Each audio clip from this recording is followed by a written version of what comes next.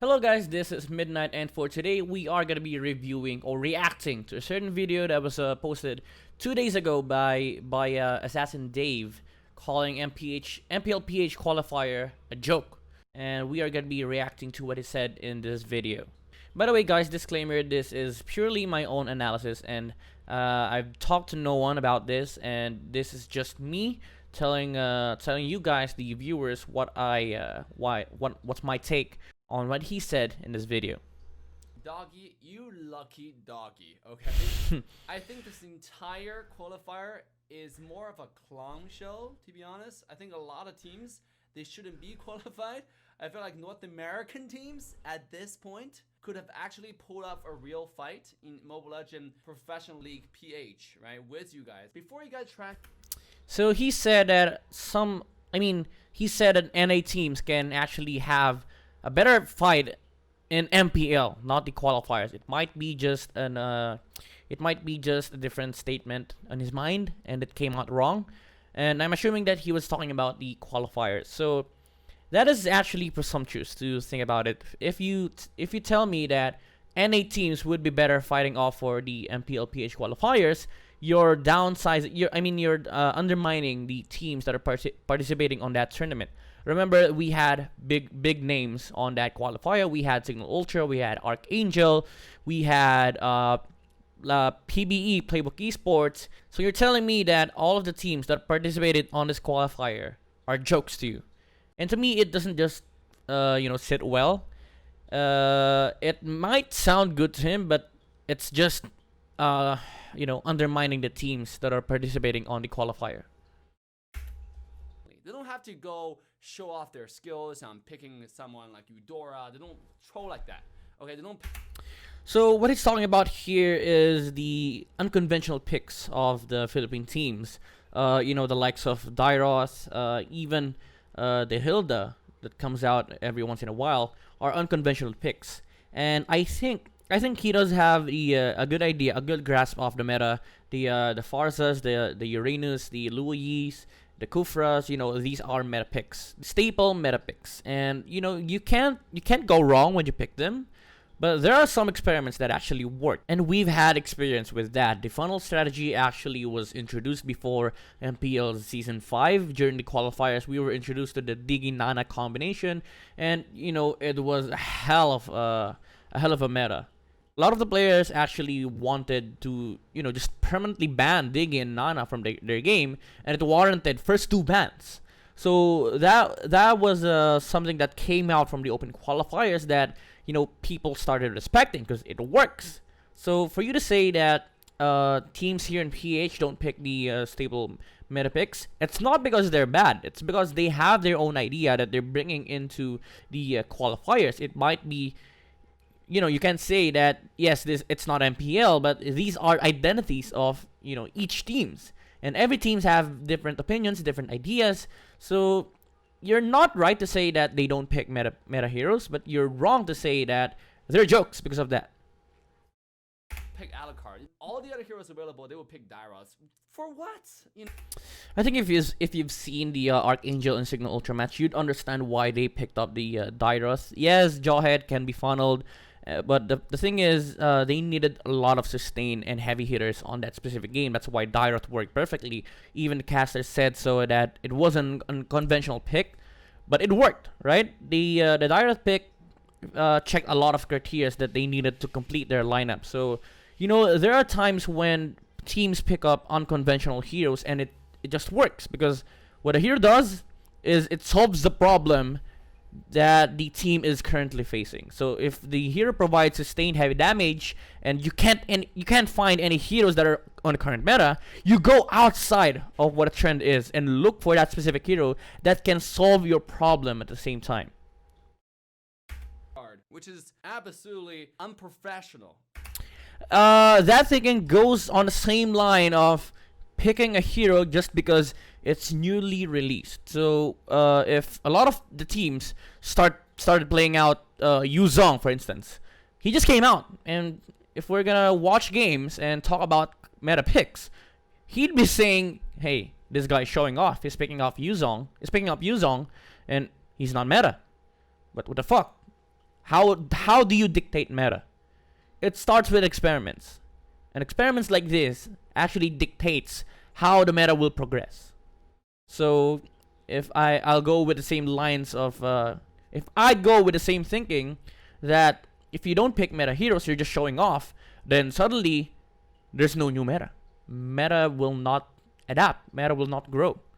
So you're limiting yourself to a certain batch of heroes, which at some point in time gets nerfed or just completely becomes useless.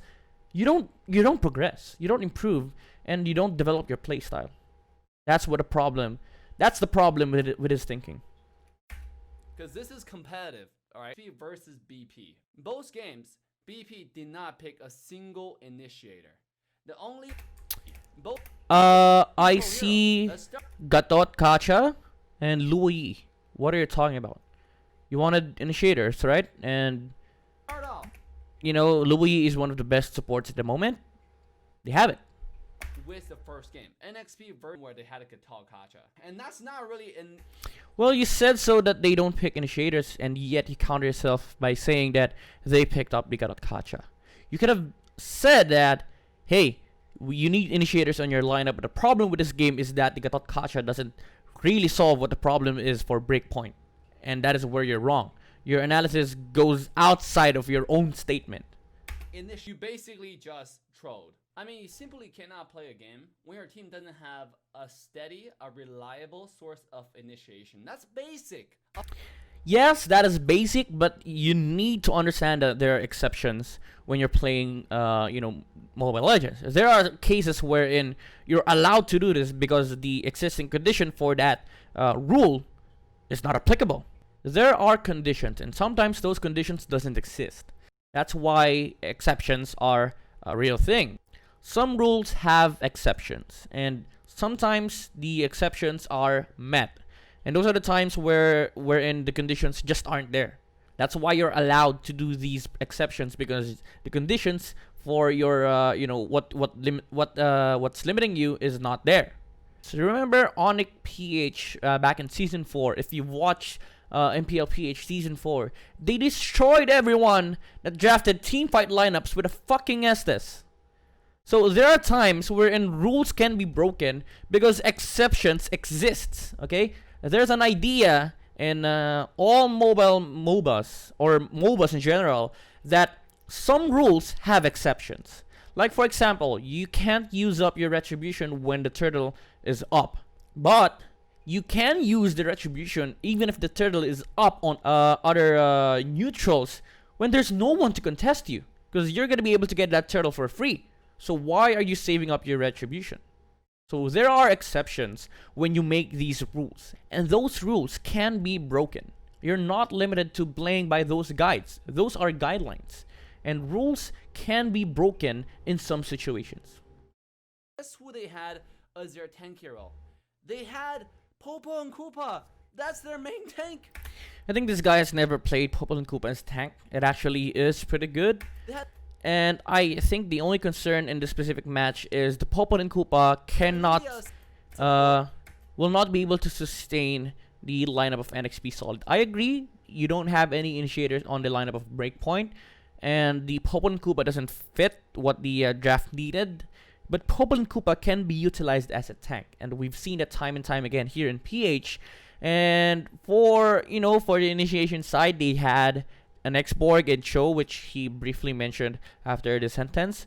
The catch is the problem. It's not the team fight initiator, it's actually the catch. You only have a catch on the Cho, and that's limiting your team fight potential because there are a lot of heroes on the side of NXP Solid to catch.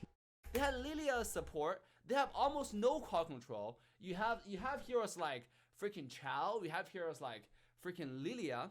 And if you're talking about crowd control, that consists of stuns and slows, and I'm pretty sure Breakpoint has a lot of them.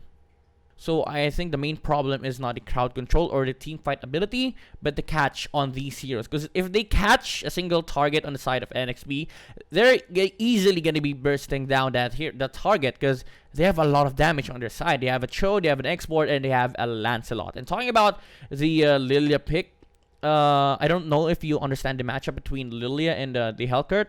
Lilia destroys Hellcurt, man. Lilia destroys Hellcat. If you don't know, Lilia is a very good laner against Hellcat, because what you do is you don't clear up the wave. You throw all those balls on the Hellcat's face, and he can't do shit until he gets level 4. And even if you say that, once the Hellcat reaches level 4, you can easily snipe out the Lilia. Come on, man, you're jumping on a support Lilia just to eliminate your problem. Well, your next problem is the X-Borg and the choke. So this is actually not a bad pick for Breakpoint because it forces out some situations against the Hellcat. But yeah, I do agree that they lack catch, but it's not because Lilia is bad. It just doesn't fit the lineup. Some lineups actually prefer Lilia over any other heroes because they have catch. But the main problem with Breakpoint on this specific draft is that they don't have the catch against NXP Solid. They had Atlas, which is really good. They had Jawhead as a support. Basically, they had 2 melee heroes in mid. And what will happen with that is you're missing out poke. You're missing out a lot of crowd control. Yes, you have... That is true. What it's talking about here is your potential of, contesting the wave clear in the middle lane. The Jawhead and the Atlas cannot contest against the Valir and the Kufra that is going to be played in mid for NXP. But I think that what he misses here is that Kufra counters, the Jawhead counters Kufra. If he jumps on the wrong target, is basically in a position where he can be thrown away from his teammates because of the Jawhead. So again, it doesn't mean that Team Chick didn't think of the counters that are present on NXP, which is the Valir, but they were thinking ahead in terms of actually engaging into their lineup of NXP. So this is not a draft problem. This might be an early game problem for them, which they need to fix or survive to make sure that they have the fighting chance of actually executing what their lineup is meant to be in the mid game. Do take note that the Jawhead is actually good against Hellcat as well. Because if you don't manage to burst a hero down on their side, you're going to be thrown back to, a pack of wolves that are trying to kill you. But because NXP has Valir, which... To be honest with you, the only thing that I see on the draft of NXP Solid is the ability to snowball. That's it. If they win, it's because they snowball. But if this game is a stable game, like for example, there's no huge lead that is accumulated on either side, this can be a victory. This can be an easy victory for Team Chick. I don't see them dealing with the Hadit that well on the mid to late game. So the condition for NXP Solid is to establish a momentum on the early game and snowball out of it to take the victory. Why not pick Loi early on? This hero is probably the strongest. I'm not gonna say this. Right now he's saying that Luoyi is probably the strongest support, but he didn't mention that during the Breakpoint game. Luoyi was picked by Breakpoint, and they had Gatotkacha, which is actually a beautiful combination, beautiful synergy when it comes to team fights, because they can dive towers for days. And actually recently NXP used that combo, and you said their lineup was bad. So I don't know where you're actually going with this. You're just spelling out nonsense. I'm not saying that you don't understand the composition. I'm saying that you're all over the place. There's no real there's no ground for your analysis. There's no basis. You're just telling people that this is bad, this is bad. You know what I'm saying? You don't have the proper backup for what you're saying. Second strongest, I'm gonna say it probably the strongest support in the game. Bars none, no second best. Okay, and then you have what? Wait, what? What about Farza? I don't know, man. I don't know. I just really don't know. Let's just move on. Have Jawhead instead of Aloy. Imagine you have Aloy this game, right? I don't know why Aloy is just not picked today by Team Chicks.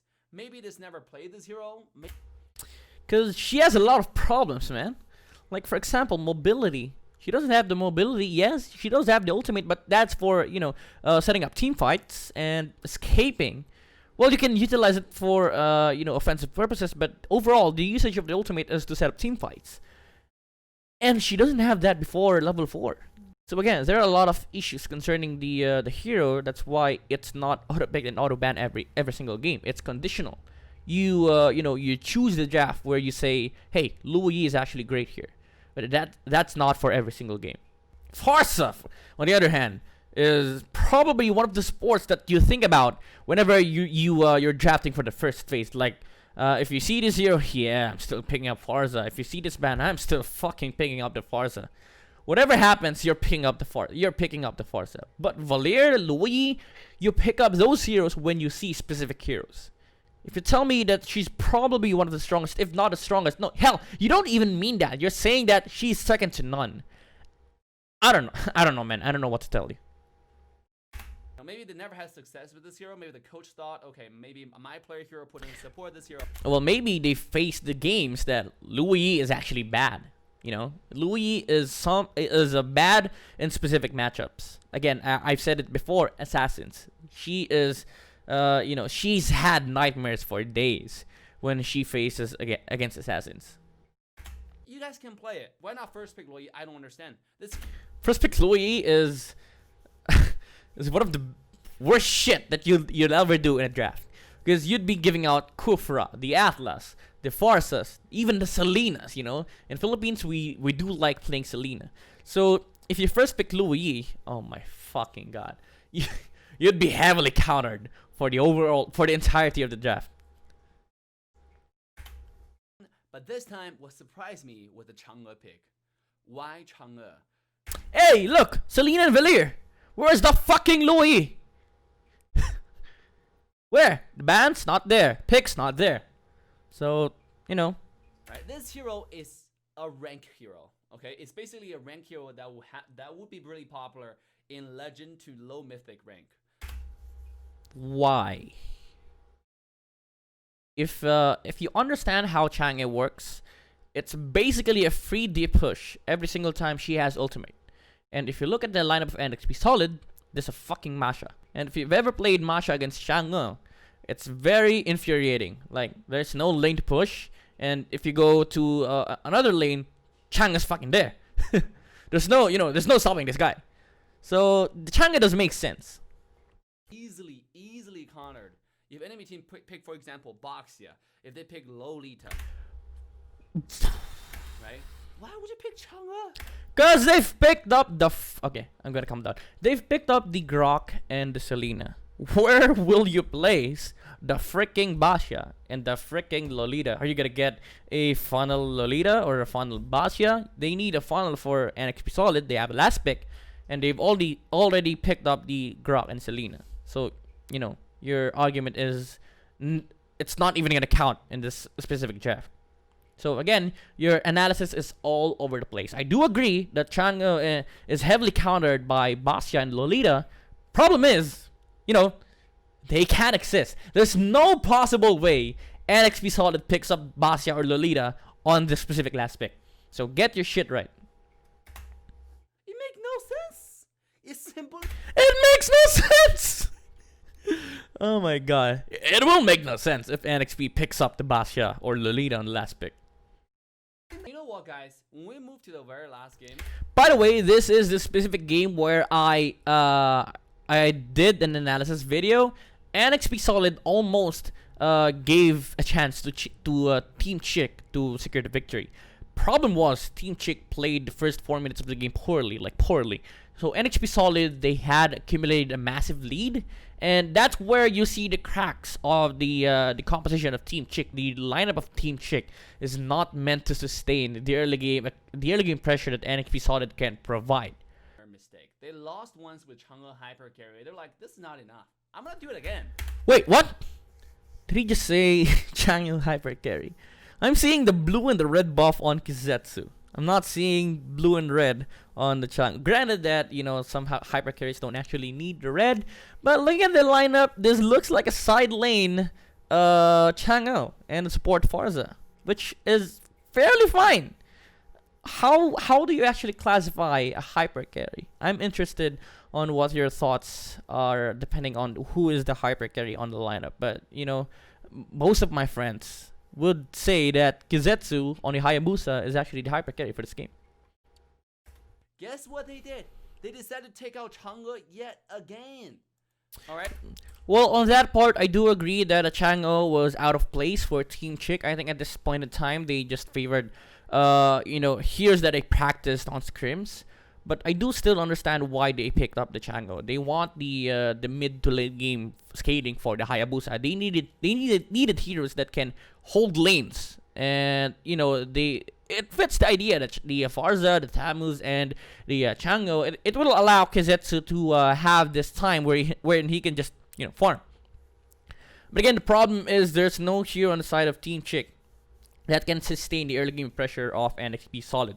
If I'm gonna name one, it's probably Pabu on Thamus, but there are two assassins on the side of NXP Solid, and one is actually well equipped to deal with a Thamus. That is actually the Hellcurt. So if I'm gonna change a hero on their lineup for Team Chick, I'll probably remove Scent. The Chango. I'll probably remove the Chango and replace it with something like a Jawhead or an Esmeralda. Let's see if Esmeralda was actually banned. Well, no. Esmeralda is not banned. Uranus was banned. Yuzong was banned. Oh no, this is not the same draft. Okay, so I'd probably pick up an Esmeralda or a Jawhead here, but priority would be Jawhead. The game. All right, because I don't know, maybe someone's a Loli fan, absolutely love Loli characters. They decide to do it, and then we do love cute characters here in PH. I'm just gonna take Chang'e and be useless this entire game because that's what I'm all about. I think that's exactly what Team Chick decided to do. Chango is not useless. Again, I've said this before. Chango is really great in terms of D-push. So if you're gonna say that Chango is useless, you don't understand how the hero works. Maybe they had success in Scrim, but once again, guys, strong or not strong, it's all relative. Chango is not a bad hero. Yes! Strong or not strong, it is all relative. So you can't say that a fucking Chango is useless, okay? There are specific times wherein Chango's kit is actually pretty damn good. Like I said, in rank. In competitive scene, you could have picked a lot better heroes as your hyper carry. They did not do that. Chango hyper carry? It's just... why? Oh my god. You know how bad it was? The Chango is next to the fucking Hayabusa. You just look up by 1 fucking centimeter, and you're gonna see the Hayabusa. So that's how bad the thinking was. You thought that the Chango was the hyper carry, when in fact, the Hayabusa was present on the lineup. Clear available with Loi available, they decided not to go with it. Why would you pick Valir into Selena, X, Borg, and Hellcurt? You do understand matchups, right? The hero is bad against these 3 heroes. Well, the Valir can be utilized against the Selena, but overall, it's just an overall bad pick. They decided to go with Kagura. I mean, I understand Kagura has a little bit more survivability in front of Selena. Maybe in front of... Yes, because of mobility. That's a problem that we talked about with Luigi before. Hellcurt? Sure, makes some sense. But still, understand, this game is all about early game. Kagura is useless early game. You're gonna lose Turtle, you're gonna lose Tower. Well, you're not gonna lose Turtle. By the time Turtle spawns, the Kagura is already level 4. If she's not 4, I don't know how you're setting up your masks. I don't know what the fuck are you doing with the lane rotations. If the Turtle has spawned and the Kagura is not level 4, you're doing something terribly wrong. And by the way, Kagura is probably one of the underrated supports when it comes to the first 4 levels. Do not undermine the capabilities of Kagura to checking bushes, okay? Do not undermine Kagura's capability of pace checking or bush checking. She's probably one of the better supports when it comes to engaging bushes. Yes, Selena is really good and all, but if you're talking about other supports, the Farzas, the Valiers, they're not that good compared to Kagura. Yes, Valir does have a pushback, but checking bushes? No, they're not gonna know that. Kagura can dish out damage on the freaking bushes without even being there. So she is probably one of the best supports when it comes to providing safety for your cores. One of the best supports out there, I guarantee you. And also, to add to the point, Kagura being useless is one of the things that you want. Initiation. Kagura is a strong initiator. If your position is bad and you're against a Kagura, you're gonna be heavily punished with a single combo from a support that you say is useless. So that's how, all over the place you are. You don't even know the nature of the heroes. You don't even know the nuances, that the things that they do inside the game that makes sense. Okay, the nuances that I'm talking about are the things like Selena using arrow to check bushes, Kagura using the umbrella to check bushes, Chango using her ultimate to push lanes. Those are hero nuances, and that makes up the nature of the hero. So if you're gonna tell me that Kagura is pretty much useless, you don't understand completely how the hero works. Know how to play Atlas.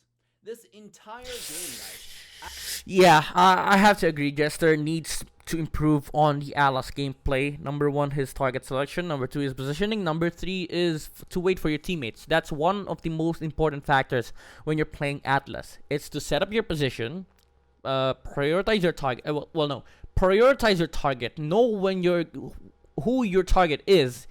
Number 2 is proper positioning to be able to set up, a team fight combo to set up for a play, or to have a defensive positioning. And number 3 is to play with your teammates. So that's the thing that is really highlighted on display from Jester. It shows to me that he does not have enough games on Atlas. He might have 2,000 games, but he needs to understand more what Atlas is capable of on games like this. I've seen Atlas ulting the tank 4 or 5 times alone. He just ult this guy. He doesn't give a care in the world. He's like, I'm gonna kill this guy. And sure enough, after he ults Carmela. Yeah, that's actually that's probably one of the worst targets that you can ever get as an Atlas. Because the thing with Atlas is they naturally collapse on you. If you're the Atlas player, your teammates will probably be near you when you complete your ultimate. And against Carmilla, if she lives, you're gonna get linked. So that is not the perfect, well, not even perfect. That's not a good target for Team Chick to go on, because that's a freaking Carmilla who will clean up house even while she's dead, because you're linked. Mobile Legends Professional League in Philly. Come on, guys, come on. Again, you're covering a lot of grounds here. You're talking about Team Chick, and now suddenly you're talking about the MPL Professional League. That covers the MPL teams as well. Bren, Aura PH, Onyx. You're talking about these teams as well when you say MPL. So, limit your words, use the qualifier. But even if you use the qualifier word, I highly disagree with you. Because there are a lot of big names out there. There are a lot of talented teams. And you can't judge them with a single play from a hero that might not be the hero that is comfortable for Jester. You're undermining a big portion or a big chunk of the competitive scene by judging one game. That's not how you do things. That's not proper analysis. Where is basic understanding of meta? Who is doing the studying? Who is watching MPL Indo? Learn from RQ. Basic understanding of meta. Chango has been meta for a while. Luoyi is probably understood by a lot of teams at this point. And who's doing the study? Most of the teams are doing study. The Philippines has been looking up to Indonesia for quite some time, but we've had, points in the professional scene wherein the Philippines was actually ahead of the meta. So even if we say that, teams should look into MPL Indonesia, well, they do. Problem with trying to replicate or copy what Indonesia is doing is that Philippines is used to playing against these kinds of metas. So there already exists the proper counters for these specific tournaments. Like for example, if Indonesia pulls out a Hanzo funnel, there's already the Natalia, the freaking Ling prepared in the Philippines, because we're expecting that shit. Okay, so if you tell me that you should study what other countries are doing, and you also say that unconventional picks are clowny, where does actual growth come from? You know what I mean?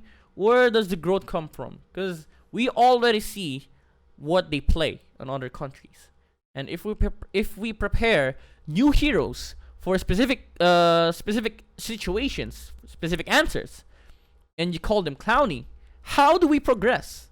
Where does the change come from? How does the meta evolve? So, man, you're all over the place. I can't comprehend what you're telling to your audience. For gosh, my heart, man. My heart goes to the poor North American, European teams who do not have the opportunity to go join this kind of competition. My heart goes to Team India, who doesn't even have opportunity to play the game anymore. And yet, this is professional league from Philly. Oh my gosh, ladies and gentlemen, I don't understand. Leave a comment down below. What do you That's that statement that it's very hard to control your emotions when you hear that kind of stuff, and to say that, oh god, to say that the professional league here in Philippines is that bad because you're thinking about European and North American teams. That's a disgrace to the country, man. You're not supposed to do that. Yes, it's sad that they don't get to play MPL on Europe or NA or even India, but to use that as a weapon to tell the story of how bad MPL PH is, professional league in PH is, that's a disgrace. You can just put up your analysis, tell us what's wrong, give out your opinion, but don't, for the love of God, please don't ever do this shit. Don't compare. Don't use European teams and North American teams not being able to play in MPL to put disgrace on on PH teams. That's not how we do things here.